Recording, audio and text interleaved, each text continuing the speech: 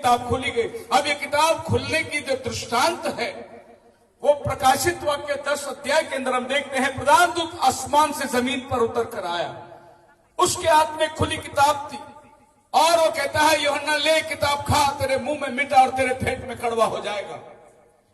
देखिए ये किताब आपका मुंह को मीठा करता है, आपका पेट को कड़वा करता है। कड़वा इसलिए करता है कि तुझे जाकर बहुत से जातियों को भविष्यवाणी करनी है, इसीलिए इसका पेट कड़वा हो रहा है। खाली ये सुन के नहीं रहेगा, पर ये जाकर बहुतों को ये सच्चाई बताएगा। बोलो हालेलुया। मैं जब इस किताब को पढ़ा, ये मेरे मुंह में तो कड़वा हो गया, इसके लिए आज शाम में यहां खड़े रह के वो आपको बता रहा हूं। ये मेरे पेट में रहेगा नहीं, ये बताते रहूंगा, क्योंकि ये रखने वाली चीज नहीं, ये बोलने वाली चीज है। बोलो हालेलुया। बहुत से लोग गुप्त विश्वासी बन जाते, खुद ने बपतिस्मा ले लिया, दूसरे को बताएंगे नहीं और अकेले रह जाएंगे। पूरी जिंदगी वो विश्वासी अकेला ही रहता है, एक भी फल उसके लाइफ में नहीं आता। लेकिन ऐसे कोई विश्वासी है जो पा लिया और जाके सबको बताएंगे। उस औरत के समान जिसने उस कुएं के पास यीशु मसीह को देखा, उससे बातचीत हुई, उसको समझ में आया कि मैं किससे बात कर रहा हूं। बाइबल कहती है उसने गड़ा फेंट कर गांव में गया और सबको बताया, मुझे मसीहा मिल गया है। वो पूरे गांव को समेट के ला रही थी अपने साथ। और यीशु मसीह के चेले खड़े, प्रभु ने बोला रोटी लाए, तो प्रभु ने बोला मुझे भूख नहीं। उन्होंने कहा अभी तो प्रभु ने बोला जाकर रोटी ले आओ, रोटी लाए तो कहता भूख नहीं। क्या कोई हमसे वो औरत आ रही थी वहां से, और तब प्रभु ने कहा तुम कहते हो कि 4 महीना बाकी अभी खेत कटने में, लेकिन मैं कहता हूं खेत तैयार है, पका हुआ है। चेले खेत को देख रहे थे, अभी तो हरा है, 4 महीना तो लग ही जाएंगे। लेकिन प्रभु उधर गांव को देख रहा था, वो औरत ला रही थी पूरी गांव को समेट के। प्रभु बोला खेत तैयार है। चेले ये खेत को देख रहे थे, यीशु वो खेत को देख रहा था कि जब पका हुआ है कटनी, तुम क्यों इंतजार कर रहे हो। देखो मेरे लिए वो औरत ने गांव में जाकर सबको समेट के लाया। क्या लेकर आया, मुझे मसीहा मिल गया है। बोलो हालेलुया। आपको मसीहा मिल गया है जी। कल इससे दुगना लोग होना चाहिए। आपको मसीहा मिल गया है, सबको जाके बोलो, कम से कम एक आदमी को अपने साथ लाओ कल मीटिंग में। दुगना होगा कि नहीं होगा, पर हम नहीं जाएंगे, हम नहीं बताएंगे हमें क्या करना है। लेकिन आपके पेट में अगर ये कड़वा लगता है तो आप जरूर जाकर लोगों को बताएंगे। इसीलिए ये किताब पेट में कड़वा और मुंह में मीठा। अब दानियल को जब ये किताब दिया गया, मोहर लगाने के लिए कह दिया गया, उस समय की वचन को और प्रकाशन 10 को आप दोनों पढ़ के देखिए। दानियल 12:7 पढ़िए, प्रकाशन 10:7 पढ़िए। दोनों वचन में देखो एक ही बात कहा गया है। कैसे कहा गया है? दानियल 12:7, yes. And I heard a man clothed in linen, which was on the waters of the river, when he held up his right hand and his left hand to heaven, and swore by him that lives forever, that it shall be for a time, times and half a time. 12:7। ਅਤੇ ਮੈਂ ਸੁਣਿਆ ਜੋ ਉਸ ਮਨੁੱਖ ਨੇ ਜਿਹੜਾ ਸੁਥਰੇ ਲੀੜੇ ਪਹਿਨੀ ਅਤੇ ਜਿਹੜਾ ਦਰਿਆ ਦੇ ਪਾਣੀਆਂ ਉੱਤੇ ਸੀ, ਆਪਣਾ ਸੱਜਾ ਅਤੇ ਆਪਣਾ ਖੱਬਾ ਹੱਥ ਆਕਾਸ਼ ਵੱਲ ਉੱਚਾ ਕਰਕੇ जो सदा जिंदा है, ऊपर अपना हाथ को करके शपथ ले रहा है वो। अब यही शपथ देखिए प्रकटीकरण 10:7 में भी लिया जा रहा है, 10:6 में और 7 में। और प्रधान जो ऊपर से उतरा, आसमान और जमीन की शपथ लेकर कहा अब देर न होगी। इधर भी शपथ लिया जा रहा है, वहां भी शपथ लिया जा रहा है। वहां भी वो सफेद कपड़ा पहनकर, वस्त्र पहनकर आया, और प्रकटीकरण के अंदर भी श्वेत वस्त्र पहनकर आसमान से दूत नीचे उतर कर आया। एक किताब को मोहर दे रहा है और एक किताब को खोल रहा है। मोहर देने का समय था दानियल का, और किताब खोलने का समय था हमारे दिनों का, नबी का वक्त, जब ये प्रकाशन को खोल के दिया गया। आप मेरे साथ है? देखो मैं आखिरी तक आवाज हले। सो ये दोनों किताब एक बराबर है। मान लो अगर आप पुराना नियम में खोलकर आपको प्रकटीकरण की किताब ढूंढना हो तो आप दानियल की किताब पढ़ लीजिए, और अब नया नियम में आकर प्रकाशन की बातें, आप प्रकटीकरण की किताब खोल दीजिए। आपकी भाषा में क्या प्रकटीकरण बोलते? करण, प्रकाशन। ओके, तो मैं प्रकटीकरण मराठी में बोल रहा हूं, आपकी समझ में आ रही है ना? हमारा बहुत सारे भाषाओं के अंदर हम लोग घूमते रहते, कभी मराठी भी बोल लेते, कभी हिंदी भी बोल लेते। हमारी हिंदी थोड़ी टूटी फूटी है, इसको बंबई का हिंदी बोलते हैं। और साफ हिंदी सुनना है तो दिल्ली वालों को सुनना, वो साफ हिंदी बोलते हैं। ये टूटी फूटी हिंदी, ये हमारी हिंदी में जो है कैसे हिंदी बोलते हम लोग, जाना रे आना रे, तो गया था क्या, आया था क्या, ये हमारी बॉम्बे की हिंदी। आप जाइए, हमारे इधर आप कुछ नहीं है, तो मैसेज में भी हमारे पास आप कुछ भी नहीं है, सीधा तू मैं चला जाते हम लोग। एक बार एक सब्जी लेने के लिए गया आदमी, सब्जी मांग रहा था, बोला ये बैंगन कैसे दिया? सब्जी वाले ने बोला 2 रुपये पाओ। इसको गुस्सा आया, ये दोबारा सोचा कि ये कहीं मेरा नकल तो नहीं उड़ा रहा, उसको दोबारा पूछा ये आलू कैसे दिया? बोले 5 रुपये पाओ। इसने झपटा उसके कॉलर पकड़ा, नीचे उतारा, मारूंगा तेरे को, मेरा नकल उतार रहा है तू? बोले नहीं, ये बोला तुम मैं मेरा नकल, बोला नहीं। दोनों को पकड़े, झगड़े छुड़ाए, बोले भाई बात क्या है? बोले ये मेरा नकल उतारा, बोले नहीं ये मेरा नकल उतारा, दोनों तोतले थे। तो भाषा समझना बहुत जरूरी है, क्योंकि प्रकाश पहले कुरिन्थियों 14 तो साफ ना हो तो तैयार कौन होगा? तो मैं समझता हूं कि आप मेरी शब्द को साफ समझ रहे होंगे। फिर एक बार हले प्रेज़ द लॉर्ड। अब ये एक जगह किताब बंद हो रही है और एक जगह किताब खुल रही है। ये दोनों समय में आसमान से फरिश्ता उतर के आता है। एक दानियल को बोलता है कि ये अभी मत बताना, इसको मोहर देकर बंद कर देना, और एक खुली हुई किताब को लेकर जमीन में आ रहा है और दे रहा है कि लो खाओ, ये तुम्हारे मुंह में मीठा। तो ये किताब खाने का टाइम अभी है, दानियल का टाइम खाने का नहीं था, दानियल का टाइम बंद करके रखने का टाइम था, लेकिन अब खाने का टाइम है। अगर आप मुंह खोलेंगे तो प्रभु आपको आशीर्वाद से भर देगा। इसके लिए मैं बार बार बोलता हूं हालेलुया बोलने के लिए, हले। मुंह खोलोगे तो बच्चा खाना मिलेगा, मुंह बंद रखोगे तो खाना नहीं मिलेगा आपको। इसके लिए रहो, प्रभु तुम्हें खाना खिलाते जाएगा, वचन खिलाते जाएगा, और जितना आप हालेलुया बोलते रहोगे उतना मैं भी प्रचार करते रहूंगा। सो हम जाएंगे थोड़ी और गहराई बातों पे। यहां तक मैं मोहरों की शुरुआत की बात समझाई। अब कुछ बातें हम आएंगे नबी की किताब में, रेवल्यूशन चैप्टर 5, इसमें नबी कहता है पैरा 159 में, our Kingsman is handed the 7 sealed book of redemption from the original owner. जो इस किताब का हकदार है उसने ये किताब को यीशु मसीह के हाथ में दिया, जो हमारा निकट कुटुंबी है। क्योंकि ये किताब आपके और मेरे लिए छुटकारा देने या छुड़ाने वाला हमारा निकट कुटुंबी होना चाहिए। यीशु मसीह हमारा निकट कुटुंबी बन के आया, जिसके हाथ में ये किताब दिया गया। The original owner, when we lost it at the Garden of Eden through Adam, आदम के समय में हमने किताब को खो दिया। ये किताब आदम को दिया गया था, लेकिन आदम ने किताब को खो दिया। पकड़ नहीं सकता, कोई इसको अपने हाथ में ले नहीं सकता। नबी कहता है it went back to the original owner. ये किताब अपने ओरिजिनल ओनर के पास चला गया था, जिसने दिया था। क्योंकि एक जिसका किताब है और दूसरा जिसने किताब दिया, ये दो के अलावा तीसरा कोई भी व्यक्ति इस किताब को छू नहीं सकता, इस किताब को देख नहीं सकता। ये आदम का अधिकार था। नबी कहता है Satan when he come over, he is a poacher. This earth don't belong to him, it belongs to God.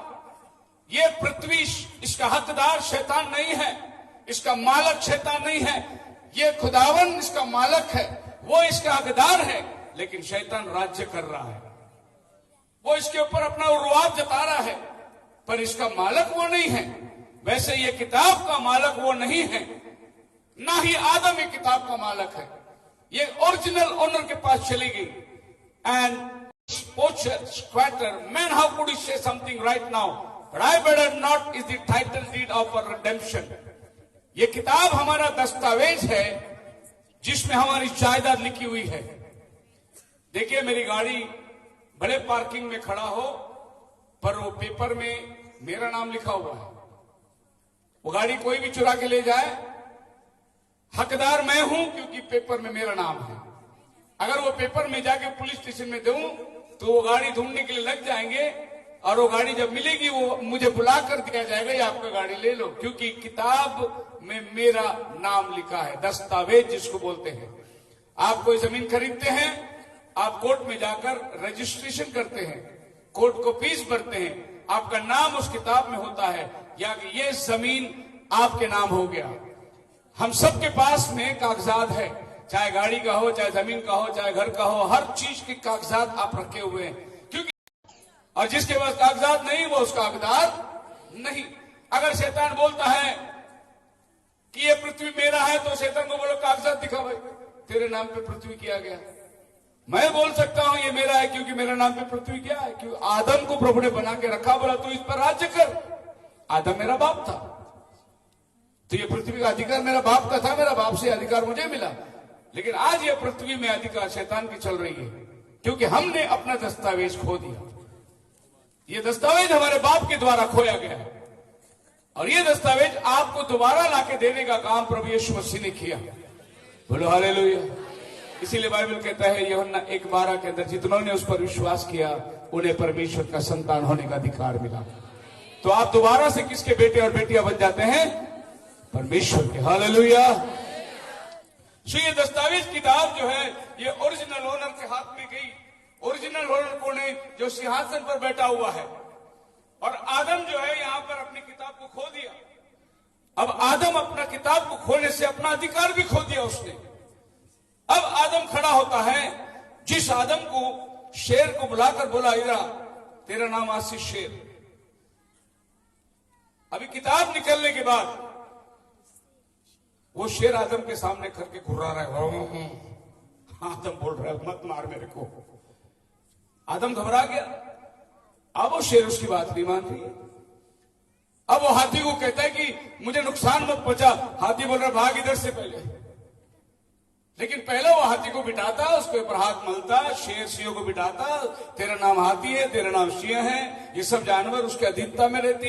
ये पृथ्वी का अधिकार एक किताब के हाथ में दी। जब किताब खो दिया उसने अपना अधिकार खो दिया और उसे बगीचे से बाहर निकलना पड़ा।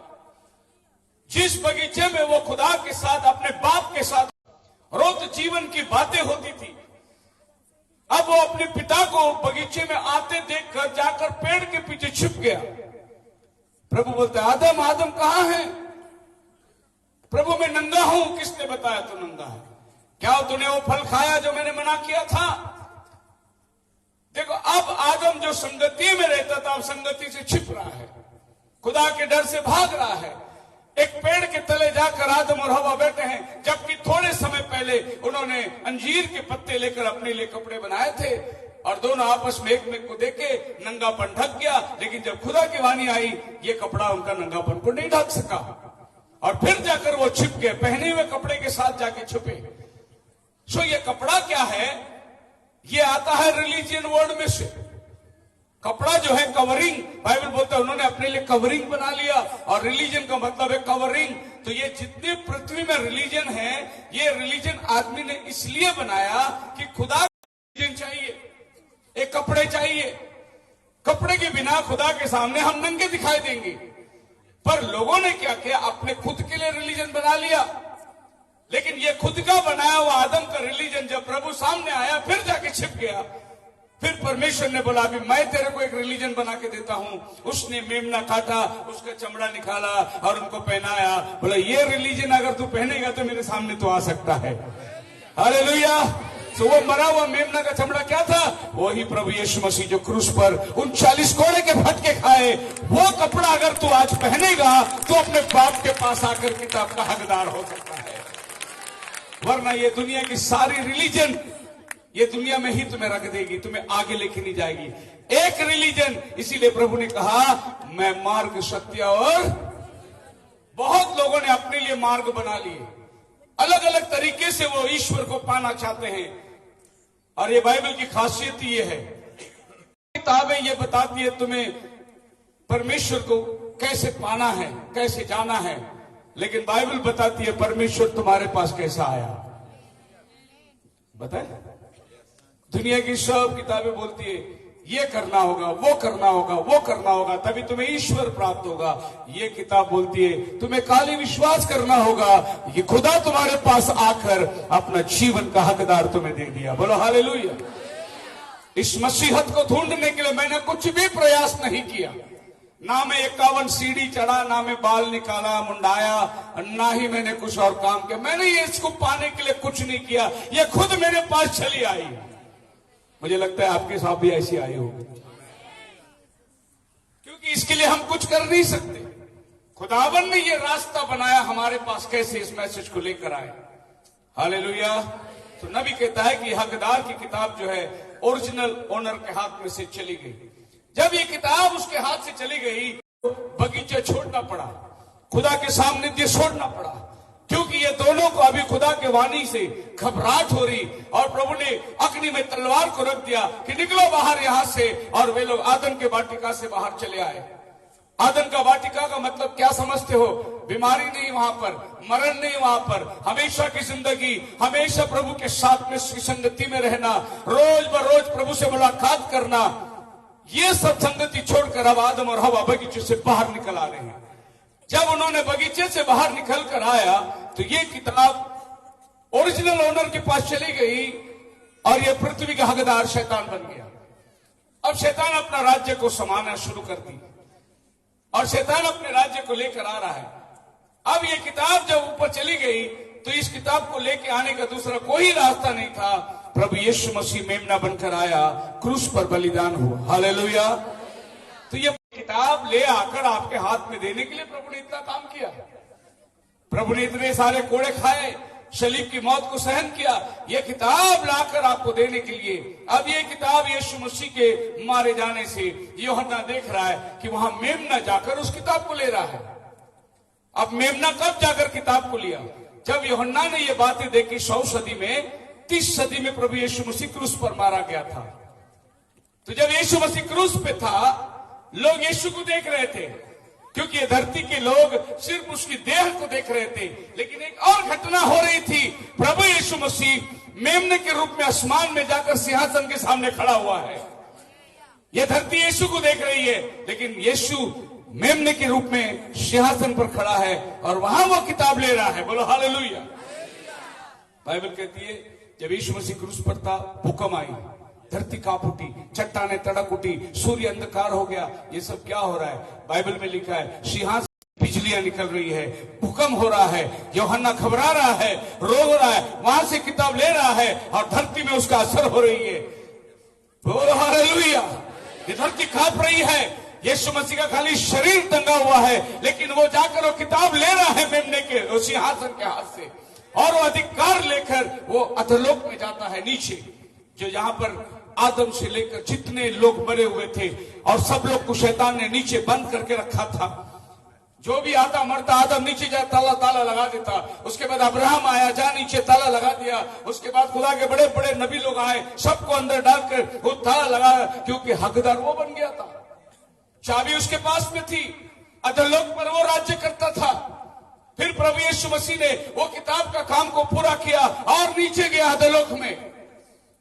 नबी कहता है कि जाकर उसने दरवाजा खटखटाया। जैसे दरवाजा खटखटाया, आदम और बाकी के सारे संत लोग तैयार हो गए और आकर कहने लगे कि आ गया, वो वायदा किया हुआ मेमना आ गया है, वो अय्यूब ने देखा हुआ मेमना आ गया है, वो वायदा किया हुआ जिसने हमारे को छुड़ाने का वो आ गया है। और सब संत लोग तैयार हो रहे थे। शैतान ने दरवाजा खोला, किसको देखने? प्रभु यीशु मसीह अंदर आया। नबी कहते हैं शैतान को प्रभु ने एक लात मारी, उसके हाथ से चाबी ले लिया, बोला शैतान मैं अभी अधिकार को लेकर आया मेरे बच्चों के लिए। हालेलुया। और शैतान को पैरालाइज हो गया, शैतान वहां हार गया, और प्रभु यीशु मसीह लेके चाबी खोलकर दरवाजा खोला। अब्राहम ऊपर आओ, अय्यूब ऊपर आओ, याकूब ऊपर आओ, सब लोग को प्रभु ऊपर लेकर आया, और ये धरती में 40 दिन वो लोग घूम रहे थे। बोलो हालेलुया। 4000 साल से नीचे बंद थे, प्रभु यीशु ने ताला खोलकर उनको ऊपर लेकर आया और यीशु के साथ पढ़िए मत्ती की किताब 27 अध्याय उसका 51 वचन में जो मैं बातें बोल रहा हूं ये बाइबल में है या नहीं करके देखिए।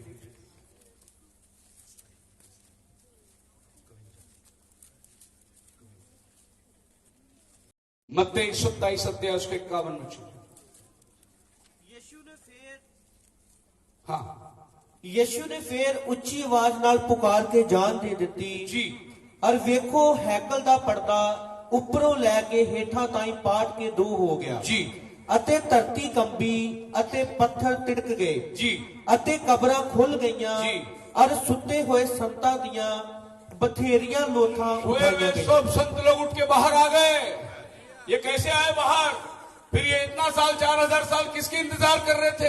यीशु मसीह वो चाबी लेकर आसमान से नीचे उतर कर आया, ताला खोलकर इनको बाहर निकाला, सारे कब्रों से बाहर आ गए। अब्राहम आ गया, ओ हालेलुया हालेलुया। अब्राहम चला गया सारा को लेकर उस यरूशलेम की गली में जाकर, यही था ना अपना घर, वो देख रहे थे अरे ये तो बड़ा डेवलप हो गया। अभी यहाँ हम बैठे हुए थे, देख तू यहाँ खाना पका रही थी और यहाँ से दो फरिश्ते प्रभु आए और मैंने कहा उनको घर में पैर उसको रोटी लेकर आया। देखो उसने कहा जब तुझे संतान होगा तो हंस रही थी। यहाँ प्रभु ने बोला परमेश्वर से कोई काम कठिन है। जब ये लोग बात कर रहे थे लोग आके जमा हो रहे थे, ये बुढ़ा कहीं देखा जैसा लग रहा है। तो अब्राहम ने बोला सारा को लोग पहचानने लगे अपने को, चल जाते यहाँ से अपन। ये नबी बता रहा है। ये सब संत लोग आए वहां पर खड़े, ये सब घटनाओं को देख रहे थे। एक ऐसा भी हुआ था, अय्यूब आया और बोला कि अरे सुनो, जब मैंने कहा था मेरा शरीर नाश होने के बाद मैं मेरा उद्धारकर्ता को देखूंगा, तुम लोग को यकीन नहीं हुआ, तुम मेरा मजाक उड़ा रहे थे। देखो मैं जिंदा हूं और मेरा उद्धारकर्ता क्रूस पर लटका हुआ है। वो भी वहां खड़ा रह के उसको देख रहा है। बोलो हालेलुया। ये सभी नबी लोग ऊपर आए और क्रूस के पास आकर अपने उद्धारकर्ता को देख रहे थे। प्रभु मेरे लिए गुनाह तो मैंने किया, प्रभु मेरे वजह से तो इतना तकलीफ उठा रहा है, मेरे वजह से इतने कोड़े, इतना छल बिछल। आदम भी उधर आकर बैठ के रोने लगा। बोले हे प्रभु ये हमारी नजर में नहीं आ रही है, लेकिन ये हकीकत में वहां हो रहा था। पर्वत पर सभी संत लोग आकर बैठकर यीशु मसीह को देख रहे थे। अय्यूब भी देख रहा था। बोले प्रभु धन्यवाद हो, उस दिन तूने मेरे को बताया जिस दिन मेरे 10 बच्चे कब्र में सोए हुए थे, सारी दुनिया मुझ पर हंसी उड़ा रही थी कि अय्यूब तूने कुछ पाप किया होगा, ऐसा तेरे साथ में क्यों हुआ। जब मेरे बच्चों के लिए रो रहा था और मैंने देखा वहां एक पेड़ पौधा उठकर आ रहा है, वो मरता है, पानी मिलता है, उगता है, लेकिन मेरे बच्चे जो मर गए ये कहां गए। उस दिन प्रभु ने उसको स्वर्ग में ले गया। बोला अय्यूब जब जगत के उत्पत्ति में भोर के तारे आनंद करते थे, देख तू कहां था। अय्यूब ने अपने आप को देखा, जगत उत्पत्ति से पहले वो प्रभु का गीत गा रहा था। तब वो इसी नबी कहता है 10,000 वोल्ट करंट डालेगा तो आदमी कैसा उठेगा, ऐसा नबी अय्यूब उठ गया। बोला मैं मरने के बाद भी, इस शरीर से नाश होने के बाद भी इसी शरीर में होकर मेरा उद्धारकर्ता को देखूंगा। अय्यूब ने क्रूस की कहानी को देखा था जो 2000 साल बाद जो पहले हुई थी। ये घटना को अय्यूब ने 4000 साल देखा था। हमारे बाइबल में सबसे पुराना आदमी अय्यूब है, सबसे पहला किताब अय्यूब है। उत्पत्ति तो 3000 साल के बाद लिखी गई, लेकिन अय्यूब की किताब को 5000 साल हुए।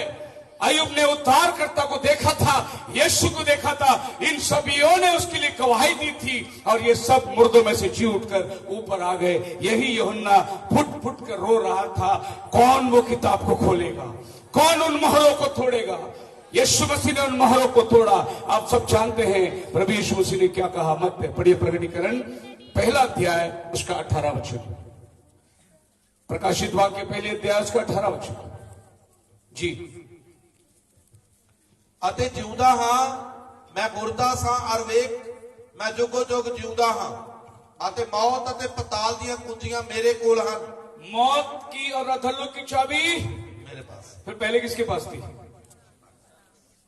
आदम के हाथ से किसने लिया था? शैतान। इसका अधिकार था आदम के पास। अब यीशु बोलता है सुनो मैं मर गया था, मैं जीवित हूं, अब मौत की चाबी किसके पास है? मतलब प्रभु तो बता रहा है ये पहले मेरे पास नहीं थी, मैंने आदम को दिया था। तुम्हारा बाप को दिया था, तुम्हारे बाप ने गिरकर वचन को तोड़कर ये चाबी खो दिया, अब दोबारा ये चाबी मैं लेकर आया। प्रभु बोलता मैं मर गया था, अब मैं जीवित हूं। बोलो हालेलुया। कोई शख्स है ये दुनिया में जो ये शब्द को कह सकता है मैं मर गया था, मैं अभी जिंदा होकर के? नहीं, सबका कब्र बंद है, सब लोग कब्र में सोए हुए हैं। एक ही व्यक्ति जिसका कब्र खुला है वो कह सकता है मैं मर गया था, अब मैं, बोलो हालेलुया। और हम सब जिंदा खुदा के बच्चे लोग हैं।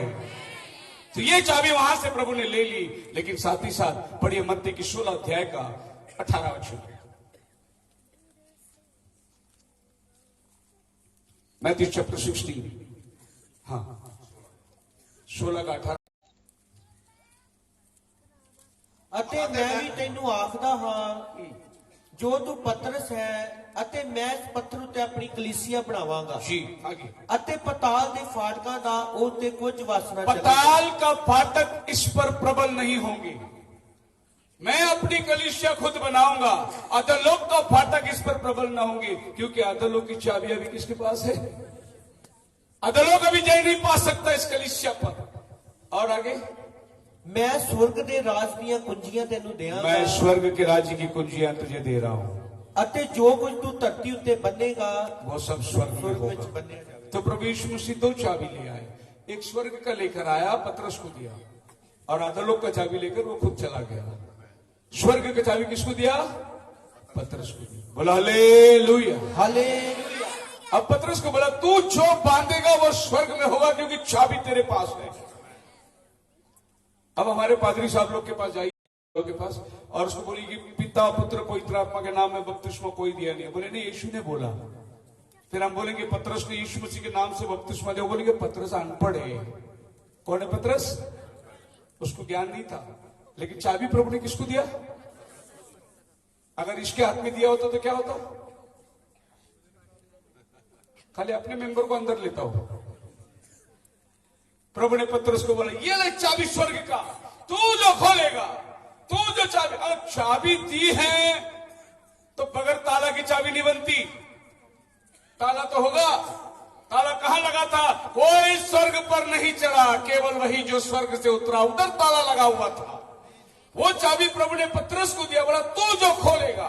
और पेंतिकोस्त का दिन आया, ऊपरी कोठरी में लोग इकट्ठे हुए, पवित्र आत्मा आ गए, सब अन्य भाषा में बातें करने लगे।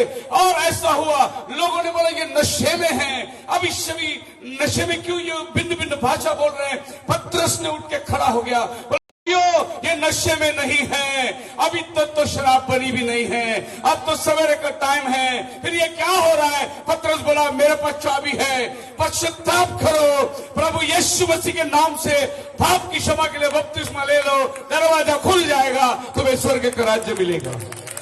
यही चाबी उसने लगा दी। अब जाओ रोमन कैथोलिक के घर पे, पतरस बड़ा गिटार के माफी चाबी लेके खड़ा हुआ, फोटो मिलेगा आपको। ऐसी कोई चाबी नहीं है जो गिटार के माफी लेके खड़ा हुआ है। चाबी प्रकाशन है, बोलो हालेलुया। चाबी प्रसिद्ध 38 का चाबी है, पतरस ने लगा दिया, प्रभु का राज्य ये धरती पे खुल गई। पहला मंडली का पहला पास्टर, पहला संदेश, 3000 लोगों ने बपतिस्मा पाया। आप मेरे साथ है? अब ये किताब को प्रभु यीशु मसीह आसमान से जमीन पे ला रहा है। देखिए, वो क्रूस पर बलिदान हुआ, यूहन्ना रो रहा है, उस किताब को प्रभु यीशु लेकर वो लहू लुहान मेमना वो किताब को ले रहा है। लहू लुहान मतलब बद्ध किया हुआ मेमना, मार खाया हुआ मेमना। ये कब मेमना ने मार खाया? जब ये क्रूस पे था तब ये मार खाया था।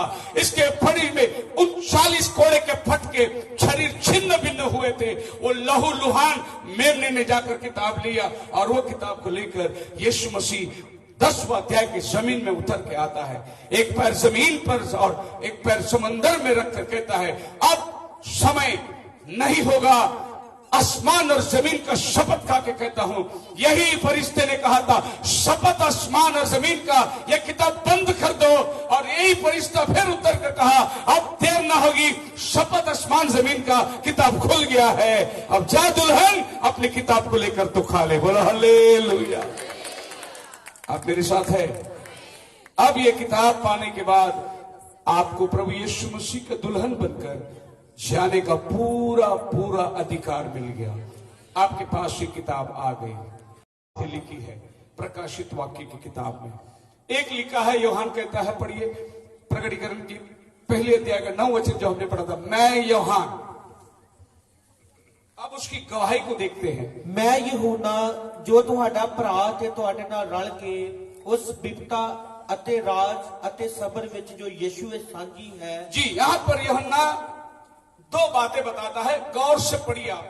वो कहता है परमेश्वर के वचन और प्रभु यीशु मसीह की गवाही, परमेश्वर का वचन और प्रभु यीशु मसीह की गवाही।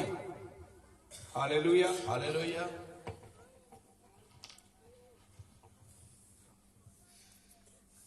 अब ये 2 बातें हैं जो एक ही वचन में है, पर इसको बांटना बहुत जरूरी है। इसको बांटना बहुत जरूरी है। नहीं, ठीक, कोई बात नहीं। बात समझ में आ गई। एक है परमेश्वर का वचन और दूसरा यीशु मसीह की गवाही।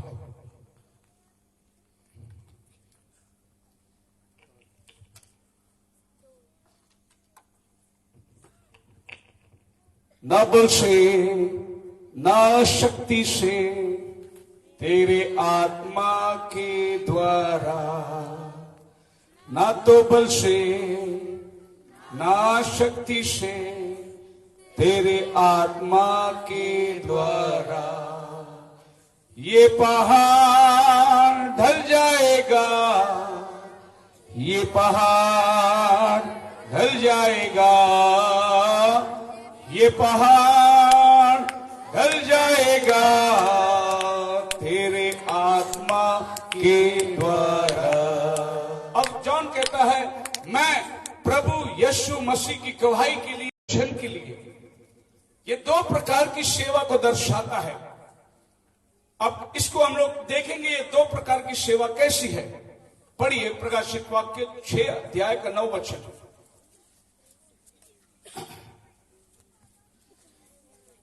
ਜਾਂ ਉਹਨੇ 5ਵੀਂ ਮੋਹਰ ਤੋੜੀ जी, ਤਾਂ ਮੈਂ ਜਗਵੇਦੀ ਦੇ ਹੇਠਾਂ ਉਹਨਾਂ ਦੀਆਂ ਜਾਨਾਂ ਨੂੰ ਵੇਖਿਆ, जी। ਜਿਹੜੇ ਪਰਮੇਸ਼ਵਰ ਦੇ ਵਚਨ ਦੇ ਕਾਰਨ ਅਤੇ ਉਹ ਸਾਖੀ ਦੇ ਕਾਰਨ ਜੋ ਉਹਨਾਂ जब ਭਰੀ ਸੀ। 5वीं मोहर खुलती है, ये जब हम मोहरों को खोलेंगे तब 5वीं मोहर के अंतर्गत देखेंगे, लेकिन ये बातें मैं आपको बता रहा हूं। जब 5वीं मोहर खुलती है, वेदी के नीचे आत्माएं पुकार रही है, हमें बचा ले, हमारा बदला ले, और कितनी देर तक हमें इंतजार करना पड़ेगा। अब ये जो लोग मारे गए हैं, ये लोग परमेश्वर के वचन के लिए मरे हैं। इनके पास यीशु की गवाही नहीं है। लिखा है परमेश्वर का वचन, और उसके बाद लिखा है, ਅਤੇ ਉਹਨਾਂ ਵੱਡੀ ਆਵਾਜ਼ ਨਾਲ ਪੁਕਾਰ ਕੇ ਆਖਿਆ, जी, ਭਈ हे स्वामी जी, ਜਿਹੜਾ ਪਵਿੱਤਰ ਅਤੇ ਸੱਚ ਹੈ, ਹਾਂ। ਕਦੋਂ ਤੋੜੀ ਤੂੰ ਨਿਆਂ ਨਹੀਂ ਕਰਦਾ, हाँ, ਅਤੇ ਧਰਤੀ ਦੇ ਵਾਸੀਆਂ ਕੋਲੋਂ ਸਾਡੇ ਲਹੂ ਦਾ ਵੱਟਾ ਨਹੀਂ ਲੈਂਦਾ ਹੈ। हाँ। ਅਤੇ ਉਹਨਾਂ ਵਿੱਚੋਂ ਹਰੇਕ ਨੂੰ ਚਿੱਟਾ ਬਸਤਰ ਦਿੱਤਾ ਗਿਆ। आप वो पढ़िए जहां लिखा हुआ है उनकी गवाही के लिए वो मारे गए। 9 में ही है। ਜਾਂ ਉਹਨੇ 5ਵੀਂ ਮੋਹਰ ਤੋੜੀ ਤਾਂ ਮੈਂ ਜਗਵੇਦੀ ਦੇ ਹੇਠਾਂ जी, ਉਹਨਾਂ ਜਾਨਾਂ ਨੂੰ ਵੇਖਿਆ, ਜਿਹੜੇ ਪਰਮੇਸ਼ਰ ਦੇ ਵਚਨ ਦੇ ਕਾਰਨ। देखो ये लोग क्यों मरे? परमेश्वर के वचन के लिए मरे। और दूसरी बात क्या लिखी है? ਅਤੇ ਉਸ ਸਾਖੀ ਦੇ ਕਾਰਨ ਜੋ ਉਹਨਾਂ ਭਰੀ ਸੀ। और उस साक्षी के कारण जो उनकी थी, यीशु की नहीं थी। पर यूहन्ना लिखने के टाइम पे क्या लिखता है? 1:9 में परमेश्वर का वचन और यीशु मसीह की साक्षी। आप ही के हाथ में बाइबल है। ਮੈਂ यूहन्ना ਜੋ ਤੁਹਾਡਾ ਭਰਾ ਅਤੇ ਤੁਹਾਡੇ ਨਾਲ ਰਲ ਕੇ ਉਸ ਬਿਪਤਾ ਅਤੇ ਰਾਜ ਅਤੇ ਸਬਰ ਵਿੱਚ ਜੋ ਯੀਸ਼ੂ ਵਿੱਚ ਹੈ ਸਾਂਝੀ ਹਾਂ, ਪਰਮੇਸ਼ਰ ਦੇ ਬਚਨ यीशु की गवाही, ਅਤੇ परमेश्वर का ਯੀਸ਼ੂ ਦੀ वचन। ਸਾਖੀ ਦੇ ਕਾਰਨ। देखा आपने? यीशु की गवाही और परमेश्वर का वचन, ये अलग लोग हैं जो यीशु की गवाही के लिए मरते हैं। फिर वो वेदी के नीचे 5वीं मोहर में कौन मरे? वो वचन के लिए मरे, गवाही के लिए नहीं मरे। उनके पास यीशु की गवाही नहीं है। इसका मतलब यह है, ये 1,44,000 इनके पास यीशु की गवाही नहीं है। इनके पास अपनी गवाही है खुद की, ये कठोर है, ये वचन पर चलने वाले हैं, ये पुराना नियमों पे चलने वाले हैं। इनके पास वचन है और इनकी अपनी गवाही है, लेकिन यीशु की गवाही इनके पास नहीं है।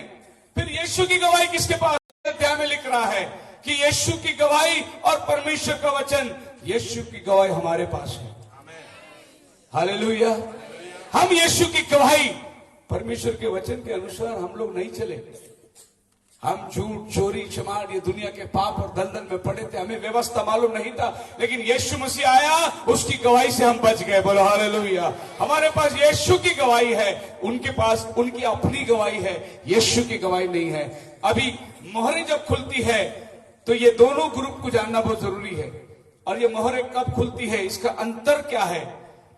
अब ये कलीसिया काल के अंदर आप चली जाइए, जो दूसरी और तीसरी अध्याय के अंदर है, यह है अन्य जातियों का समय। तो यहां पर शुरू होती है पिस्करास और लौदीसिया काल तक, दूसरा अध्याय, तीसरा अध्याय, ये पूरा अन्य जातियों को दिया हुआ समय है। और हम इस समय के आखिरी में आके बैठे हुए हैं। मतलब यीशु मसीह प्रकाशित 1:9 में जो यूहन्ना बता रहा है, यीशु की गवाही और परमेश्वर का वचन, मतलब वो यहूदियों को भी दर्शा रहा है और अन्य जातियों को भी दर्शा रहा है। लेकिन 5वीं मोहर के अंतर्गत जो वेदी में आत्माएं चिल्ला रही है, वो यीशु की गवाही नहीं, केवल वचन के लिए चिल्ला रही है। मतलब वो बिल्कुल यहूदियों के पास सुसमाचार चला गया। आप मेरे साथ है?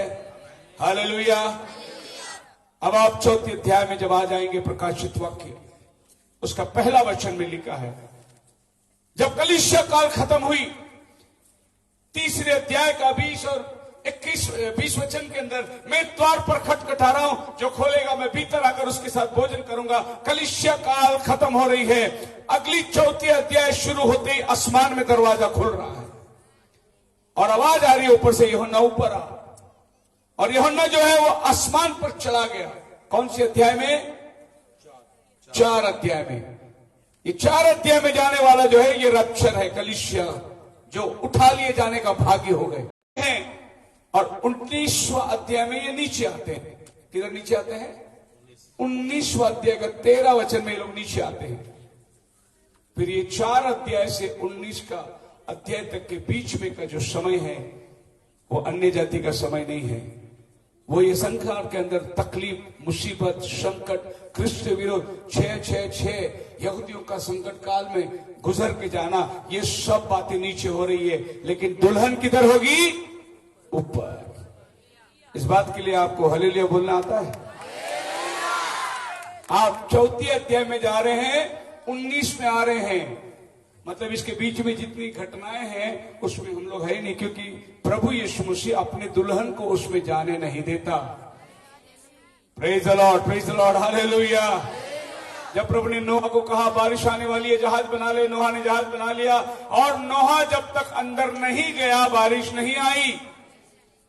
जब तैयार किया तब प्रभु आया और नोहा को बोला अंदर आ, और उसको बोट के अंदर लिया और फिर बारिश भेजी। जब सदोम से लोत और उनके बच्चों को नहीं निकाला, प्रभु ने सदोम में अग्नि नहीं भेजी। जब वो पर्वत पर पहुंचे तब सदोम में आग गिरकर सदोम जल गया। वैसे जब तक आप और हम रप्चर में नहीं जाएंगे, तब तक आफत नहीं आएगी। मतलब ये आफत मेरे लिए रुकी हुई है। ये जितनी घटनाएं बाइबल में उपद्रव लिखा है, ये सब मेरे लिए, क्योंकि उसका बच्चा अभी धरती पे है। मैं, मेरा बाप आदम से वो हक को वापस ले लिया। मैं ये पृथ्वी का हकदार हूं। बोलो हालेलुया। आप अपना हक जताओ, अपना हक बोलने, अपना हक का अनुभव करने, अपना हक के ऊपर जीने का आपके पास अधिकार है। अगर आपको यह किताब मिल गया है तो आप अधिकार दे सकते हैं, आप अधिकार से बात कर सकते हैं। आपका बच्चे को बुखार आ गई रात को, pastor ji praise the Lord, बच्चे के लिए दुआ करो। क्यों? क्योंकि आपको मालूम है पास्टर के पास किताब है, लेकिन आपको यह नहीं मालूम ये किताब आपका भी है, इसीलिए आप पास्टर को फोन करते हैं। अगर आपको यह मालूम पड़ेगा आज रात को कि यह किताब का अधिकार आपको भी मिला है, तो आप ही बच्चों को बोलो यीशु के नाम में सारे बुखार निकल, हो जाएगा बुखार, क्योंकि आपको अधिकार मिल चुका है। फिर बाद में क्या करते? चलो हमने अधिकार जता भी दिया, यीशु के नाम से बुखार निकाल। 2 घंटे के बाद नींद खुलेंगे, हाथ रख के देखेंगे बुखार गया या नहीं गया, पर बुखार नहीं गया, क्योंकि उसको मालूम है बुखार को 2 घंटे के बाद तो अविश्वास में आके फिर चेक करने वाला है। एक बार डांट मार दी, छोड़ दो, बुखार को खत्म हो गया, वो निकल जाएगा, उसके पीछे मत चला, क्योंकि तुम अपने अधिकार को जताओ। ये शैतान आकर एक दिन खड़ा होगा, बोला कि ये लड़का, इसका नाम शेखर है, के रिकॉर्ड में 1969 में पैदा हुआ था, 17 मार्च में, और देखिए माँ बाप के पाप के दरमियान ये पैदा हुआ, इस पर मेरा पूरा अधिकार है, मेरे रजिस्टर में इसका नाम है। प्रभु यीशु मसीह ये किताब लेकर कहेगा कि तेरे किताब में नाम लिखे जाने के पहले मेरे किताब में इसका नाम है। हालेलुया। तेरे किताब में तो 1969 में लिखा गया, मेरे किताब में तो जगत उत्पत्ति से पहले लिखा गया है। उस किताब को लेकर आप अपना अधिकार को जता सकते। और यूहन्ना आसमान पर चला गया। अभी हम लोग आ रहे हो, मोहरों की किताब खोलने के पास आ रहे, बस मैं खत्म करने पर हूं। जब यूहन्ना ऊपर गया तो क्या देखा उसने? 2 अध्याय। अचानक में आत्मा में आ गया और मेरे सामने एक सिंहासन रखा हुआ है और उस सिंहासन पर कोई बैठा हुआ है। अब ये दृश्य जो है यूहन्ना देख रहा आसमान पर, और उसके सामने 4 प्राणी जो सिंहासन के सम्मुख बैठे हुए हैं। अब ये किताब के पास जाने से पहले इस किताब के इर्द गिर्द का माहौल को हम देखेंगे। बोलिए आप मेरे साथ हैं? हले, पीछे से आवाज आने दो, हले। सब लोग जोर के मिलके बोलो हले। जगे हुए हैं। मैं और आधा घंटा ले सकता हूं। सो ये किताब को जाने के पहले इसके इर्द गिर्द में जाएंगे हम लोग, क्या हो रहा है। इसके पास में हम देखते हैं 4 प्राणी हैं और ये 4 प्राणी का वर्णन ऐसा है। पहला सिंह के समान, दूसरा बछड़े के समान, तीसरा मनुष्य के समान और चौथा उड़ते हुए उकाब के समान। अब ये चारों प्राणी जो है सिंहासन के पास उसकी रक्षा कर रहे हैं। यही प्राणियां आकर कहते थे आ और देख, आ और देख। जब एक मोहर खुली तो एक प्राणी ने आकर बोला आ और देख। जब पहली मोहर खुली तो सिंह ने आकर बोला आ और देख। जब दूसरी मोहर खुली तो बछड़े ने आकर बोला आ और देख। एक एक प्राणी एक करती है। अब इन बातों को अगर और गौर से देखा जाए तो ये 4 प्राणी जो है, एक सिंह के समान, बछड़े के समान, मनुष्य के समान, उड़ते हुए उकाब के समान, ये लोग सिंहासन के इर्द गिर्द बैठे हुए हैं। They are in the midst of the throne. सिंहासन के बीच में। सिंहासन पर कौन बैठा है? जो किताबें मैंने दी थी ना, ये सिंहासन है। अब ये सिंहासन के इर्द गिर्द चारों प्राणी बैठे हुए हैं। इस सिंहासन की रखवाली कर रहे वो लोग। क्या कर रहे हैं? रखवाली कर रहे हैं। अब आप देखिए सिंहासन को रखवाली करने, नबी बोलते हैं कि चारों प्राणी जो है, सिंह जो है मत्ती, बछड़ा जो है मरकुश, मनुष्य के समान जो है लूका, और जॉन उड़ते हुए उकाब के समान। ये 4 सुसमाचार जो आपके बाइबल में है, यही वो 4 प्राणी हैं जो सिंहासन के पास बैठे हैं। अभी किसकी रक्षा कर रहे हैं? ये इर्द गिर्द बैठे हुए, इसके बीच में जो बैठा हुआ है वो प्रेरितों का काम का किताब है। कौन सी किताब है? प्रेरितों का। ये बीच में है। और ये 4 सुसमाचार, ये 4 सुसमाचार आपको कहां दिखाएगा? प्रेरित के पास दिखाएगा। मत्ते कहां दिखाएगा? प्रेरित के पास। क्योंकि ये लोग सिंहासन के इर्द गिर्द बैठे हैं। बहुत लोग मत्ते को पकड़ के बैठे हैं। नहीं, मत्ते बोलते उधर जाओ, प्रेषित में जाओ। मत्ते बहुत बोले वो मत्ते 28 पकड़ के बैठे हैं, पिता पुत्र पवित्र आत्मा। वो बोलते इधर नहीं, प्रेषित में जाओ, 2:38 में जाओ। वहां अधिकार रखा हुआ है तुम्हारा, वहां तुम्हारा पाप का क्षमा रखा हुआ है। ये लोग मत्ती को पकड़ के बैठे हुए, कोई लोग लूक को पकड़ के बैठे हुए हैं। लेकिन हमको ये 4 प्राणी सिंहासन के पास लेके जाता है। जिस दिन पवित्र आत्मा उतरा, उस दिन क्या हुआ? परमेश्वर का राज्य मनुष्य के बीच में उतर कर आ गया। सिंहासन किधर आ गया? पेंतिकोस्त के दिन मनुष्य के बीच में आ गया। अब परमेश्वर अपने लोगों में डेरा किया हुआ है। हालेलुया। सो प्रेरितों का काम क्या है? मत्ती, मार्क, लूक, जॉन भविष्यवाणी है। प्रेरितों का काम the church in action, acts of the apostle. Acts of the apostle का मतलब क्या है? The church in action. प्रसिद्ध में लिखा हुआ था, प्रभु यीशु मसीह बोला पतरस इस पत्थर पर मैं अपना कलीसिया को बांधूंगा। मत्ती 16 अध्याय में यह भविष्यवाणी था, लेकिन प्रसिद्ध दूसरा में आ जाइए, कलीसिया खड़ी हो गई। वो भविष्यवाणी है और यह हकीकत है, ये एक्शन है और ये कहावत है। वहां पर जो बोला गया था वो प्रसिद्ध में पूरी होती है। मैं अभी बहुत मतलब ऐसा है, मैं आपको ये बताना चाहता हूं कि इस मीटिंग को खत्म होते होते आपको ऐसा होगा किताब मेरे पास आ गया। मैं आपको वो बताना चाहता हूं, आपको वहां लाना चाहता हूं जहां इस किताब के साथ आपका परिचय हो जाए। बोलो हालेलुया। इसी किताब का अधिकार हम जताते हैं। So the church in action, जो बीच में प्रेरितों के काम, फिर मत्ती, मार्क, लूक, जॉन, ये चारों आपको प्रेरितों के काम के पास लेके जाएगी, क्योंकि वहां परमेश्वर ने वो अधिकार दिया। पतरस उतर कर आया और बोला सोना चांदी मेरे पास नहीं है, मेरे पास जो है देता हूं, यीशु के नाम में उठ के चल। जन्म का लंगड़ा उठ के चलने लगा। ये मत्ती मार्क में नहीं थी, ये प्रेरितों के काम में थी। जो कहा गया था, यीशु ने बोला मेरे नाम से दुष्ट आत्मा निकालो। निकाले किधर? प्रेरितों के काम में निकाले। तुम कलीसिया को बांधो, बांधे किधर? प्रेरितों के काम में बांधे गए। फिर ये मत्ती, मार्क, लूक, जॉन के ये चार प्राणी सिंहासन के इर्द गिर्द बैठे हैं, लेकिन आपका नजरिया उस सिंहासन के ऊपर वो ले जा रहे हैं। और 4 अध्याय 5 वचन में लिखा है, उस सिंहासन के बीच में से गर्जन निकलती है, उस सिंहासन के बीच में से आवाजें आ रही है, वहां 7 दीवट चल रही है। ये परमेश्वर की 7 आत्माएं हैं। और जैसे ये मेमना नजदीक गया और वो किताब को ले रहा है सिंहासन के पास से, तब बाइबल कहती है 5 अध्याय का 7 और 8 वचन पढ़िए। ਅਤੇ ਉਹਨੇ ਆਣ ਕੇ ਉਸ ਦੇ ਸੱਜੇ ਹੱਥੋਂ ਜਿਹੜਾ ਸਿੰਘਾਸਨ ਉੱਤੇ ਬਿਰਾਜਮਾਨ ਸੀ ਜੀ ਪੋਥੀ ਲੈ ਲਈ। हाँ ਅਤੇ ਜਾਂ ਉਹਨੇ ਪੋਥੀ ਲੈ ਲਈ ਜੀ ਤਾਂ ਚਾਰੇ ਜੰਤੂ ਅਤੇ 24 ਬਜ਼ੁਰਗ ਲੇਲੇ ਦੇ ਅੱਗੇ ਡਿੱਗ ਪਏ ਜੀ ਅਤੇ ਹਰੇਕ ਦੇ ਕੋਲ ਰਬਾਬ ਅਤੇ ਧੂਪ ਨਾਲ ਭਰੇ ਹੋਏ ਸੋਨੇ ਦੇ ਕਟੋਰੇ ਸਨ, ਜਿਹੜੇ ਸੰਤਾਂ ਦੀਆਂ ਪ੍ਰਾर्थना ਹਨ। बोलो हालेलुया। हालेलुया। अभी यूहन्ना एक बाजू बैठ कर देख रहा है मेमना क्या कर रहा है। मेमना जाकर उस किताब को दाहिने हाथ से ले रहा है।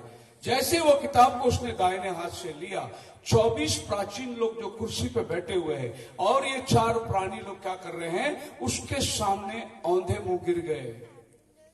और जो गाना बजाने वाले जो है वो लोग सब अपने गाने शुरू कर दिए। अब वहां पर यूहन्ना जो देख रहा है एक दृश्य का अद्भुत तरीके से, ये जो 24 प्राचीन जो इर्द गिर्द बैठे हैं, नबी बताता है कि ये 12 गोत्र है और 12 चेले हैं। सो 12 कितना हुआ? 24। कभी मौका मिले तो किसी डॉक्टर के पास, या तो कभी अपने पुराने एक्सरे देंगे ना छाती, वो देखो किनके इधर 12 फसूली है, इधर 12 फसूली, 12 फसूली, 12 फसूली, बीच में हृदय है जिधर प्रभु वास करता है।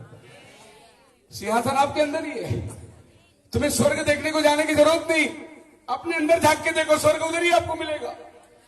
और फिर वो मंदिर में जो भी बर्तन है, एक है हाथ पैर धोने का बर्तन, वो है आपका किडनी, जो आप पीते पानी को फिल्टर करके लेके जाता है। वहां पर फेफड़ा है, सांस भर रहा है आपका। ये वो है जो सिंहासन के इर्द गिर्द प्राणी लोग हवा मार रहे हैं। आपकी पूरी किडनी, गुर्दा बिरदा, कभी मौका मिला तो इस पे प्रचार करूंगा मैं। गिरदे, कुटनी, सब ये सब क्या हुआ वो दर्शाता है। ये सब मंदिर को दर्शा रहा है। जब पवित्र परमेश्वर ने मूसा को दिया था, वो सारा मंदिर आप ही के अंदर है, आप ही के। इसीलिए हम लोग बोलते हैं मेरा दिल बने तेरा सिंहासन, क्योंकि वो किधर आके बैठता है? दिल में आके बैठता है। और ये दिल आपके बीच में बैठा हुआ है। वैसे परमेश्वर 24 प्राणियों के बीच में, अब ये 24 प्राचीन उठ गए अपने सिंहासन से, अपने मुकुट को फेंक दिए और वो लोग उसके सामने औंधे गिर गए। क्यों गिर गए? तेरे वजह से ही ये मुकुट हमको मिला है, मेमने की वजह से हमको ये सिंहासन मिला है, मेमने की वजह से ये अधिकार हमको मिला है, मेमने ने हमको दिलाया। इसके लिए उन्होंने मेमने के सामने औंधे मुंह गिर कर गीत गाने लगे, योग्य केवल तू। आप मेरे साथ हैं? आइए खड़े हो जाएंगे इस समय। धन्यवाद के साथ स्तुति गाऊंगा, है यीशु मेरे खुदा,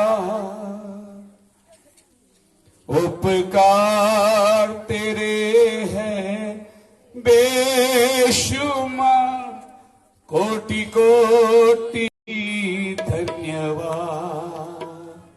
क्या प्रभु को धन्यवाद देंगे जिसने हमारे लिए इतना कुछ किया है, हमारे लिए मार खाया, हमारे लिए बद्ध हुआ, हमारे लिए मेमना बना, वो सिंहासन पर जाकर वो किताब को ले रहा है, हमारा अधिकार हमें दे रहा है। हम सब लोग उठकर अपने हाथों को उठाकर प्रभु को धन्यवाद देके जो 24 प्राचीन लोगों ने गीत गाए वही गीत आज शाम हम भी गाएंगे, क्योंकि प्रभु का उपस्थिति आज हमारे बीच में है। योग्यता से बढ़ के दिया है अपनी दया से तूने मुझे, योग्यता से बढ़ के दिया है अपनी दया से तूने मुझे, मांगने से ज्यादा मिला मुझे, आभारी हूँ प्रभु मैं, मांगने मिला मुझे, आभारी हूँ प्रभु मैं। धन्यवाद के साथ स्तुति गाऊंगा, है यीशु मेरे खुदा, उपकार तेरे है बेशुमार, कोटि कोटि स्तुति धन्यवाद, कोटि कोटि स्तुति धन्यवाद। तू है सच्चा जिंदा खुदा, तुझी पर ही भरोसा है मेरा, तू है सच्चा जिंदा खुदा, तुझ पर ही भरोसा है मेरा, सेवा पूरी करके पाऊं इनाम, प्रभु ऐसा तो हरदम, सेवा पूरी करके पाऊं इनाम, प्रभु ऐसा तो वरदान। सब लोग गाइए। धन्यवाद के साथ स्तुति गाऊंगा, है यीशु मेरे खुदा। बोलिए सब लोग मिलकर। धन्यवाद के साथ स्तुति गाऊंगा, है यीशु मेरे खुदा, उपकार तेरे है बेशुमार, कोटि कोटि स्तुति, कोटि कोटि स्तुति धन्यवाद। बोलिए उपकार तेरे, उपकार तेरे है बेशुमार, अपने हाथ उठाकर, कोटि कोटि स्तुति धन्यवाद, कोटि कोटि स्तुति समर्पण उच्च शब्द से। धन्यवाद, कोटि कोटि स्तुति धन्यवाद।